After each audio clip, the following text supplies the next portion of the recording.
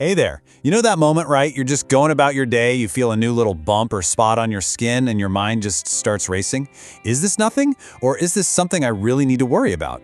Well, today, we're going to clear up that confusion. We're focusing on one of the biggest questions people have. Is this just a harmless skin tag, or could it be something more? Let's get right into it. I'm willing to bet that this exact question is what brought you here.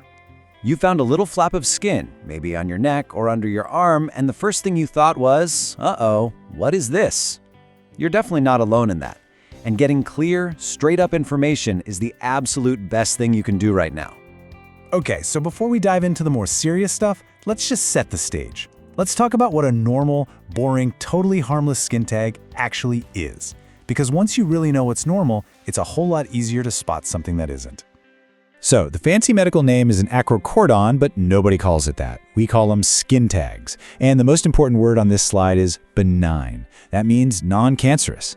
A true skin tag is just a little bit of extra skin that hangs off your body, usually connected by a tiny little stalk. Kind of like a teeny tiny deflated balloon. It's a pretty good way to picture it.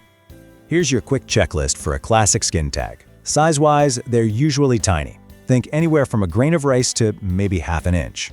The color pretty much matches your own skin, maybe a little darker. They're soft, you can wiggle them around, and they almost always have that little stalk we talked about. And you'll typically find them in places where skin rubs together, the neck, armpits, that kind of thing. If what you're looking at checks all these boxes, chances are it's just a skin tag. But, and this is a big but, here's where it gets a little tricky. While that classic description is helpful, not every little growth on your skin is going to fit perfectly into that box. And sometimes what you see can be really misleading. Okay, this is absolutely crucial, so let's be super clear. A skin tag will not turn into cancer. That's a myth. The real danger here isn't that a skin tag will become malignant. The danger is having something that looks kind of like a skin tag, but isn't one at all, and you just dismiss it. And that's exactly why trying to diagnose this yourself can be so risky.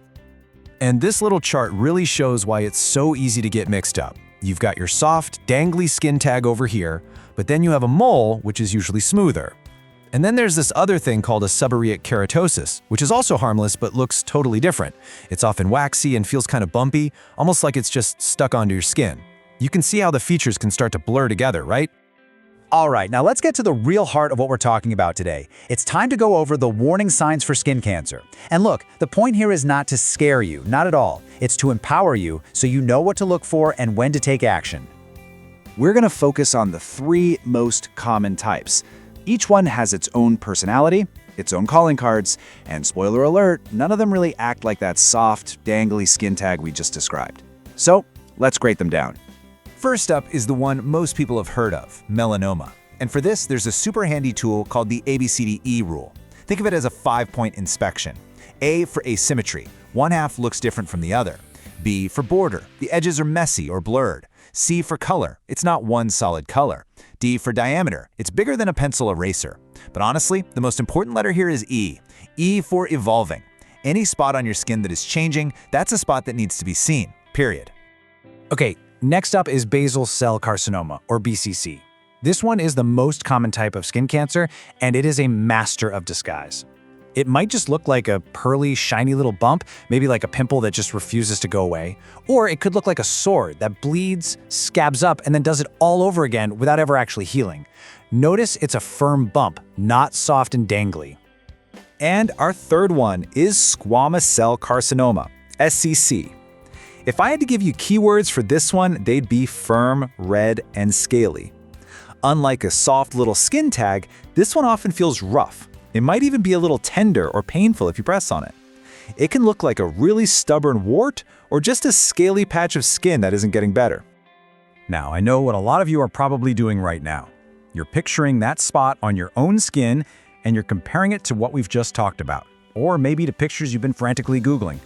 But we really need to talk about why that's not the best strategy.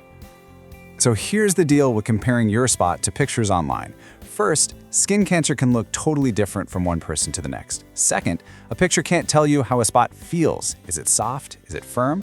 And it definitely can't tell you if it's been changing over the last few months. Plus, bad lighting can hide things. This whole exercise can either send you into a panic over absolutely nothing, or, even worse, give you a false sense of security about something that really does need attention. I love this quote because it just nails it. Relying on pictures you find online is like trying to fix your car's engine by just looking at photos of engines. It makes no sense, right? You take it to a mechanic who has the right tools and the training. Your skin deserves that exact same expert attention. And here's one of those special tools. It's called a dermatoscope. You can think of it as a super-powered magnifying glass with a special light that lets a doctor see below the surface of the skin. They can see patterns and structures in there that are totally invisible to you and me. This is how a real diagnosis actually starts. So, we've covered a lot of ground. We know what a skin tag looks like, and we know the red flags for cancer. So, what's the bottom line? What should you actually do? Well, it all comes down to a really simple, clear plan. This right here is your non-negotiable checklist. If you find a new growth, if an old one is changing in any way, if a spot starts to itch or hurt, or if you have any sore that just won't heal, it's time to see a doctor. And honestly, the last one is the most important. If you are worried about any spot, for any reason, trust that feeling. Go get it checked out. And if you're feeling a little anxious about what happens at that appointment, don't be. It's a very straightforward process. The doctor will take a look, they'll probably use that dermatoscope we mentioned, and if there's any doubt at all, they might suggest a biopsy.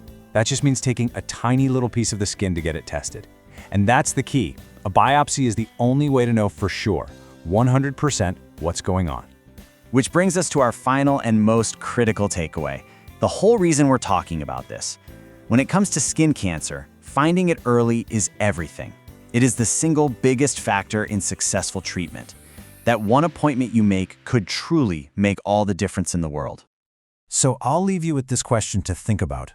What's the one action you can take for your skin health today?